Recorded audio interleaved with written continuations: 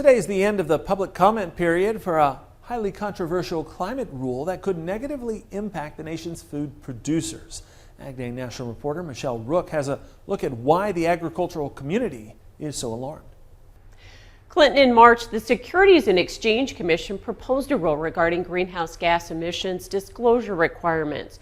Now, it would require publicly traded companies to provide climate-related information from their entire value chain. Greenhouse gas emissions would need to be reported in financial statements and annual reports filed with the SEC. There are very few products in the supply chain that don't trace their beginnings back to a farm or ranch. Those ag products already face extensive regulations, but with this rule, it's likely the reporting requirements would pile on farms and ranches of all sizes and could even force those operators to disclose personal information and farm business data.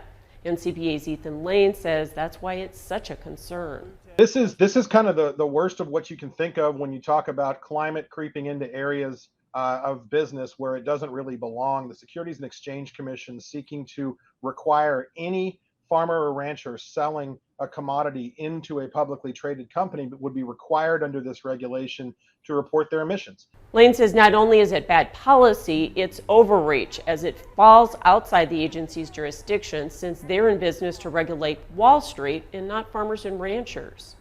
Not only is that feasible, it is completely unfeasible, but it's also a massive departure from SEC's core mission and something that we believe is completely inappropriate given their charter. So, Farm Bureau officials add that the rule also undermines decades of sustainability efforts by farmers and ranchers who have worked to reduce ag emissions.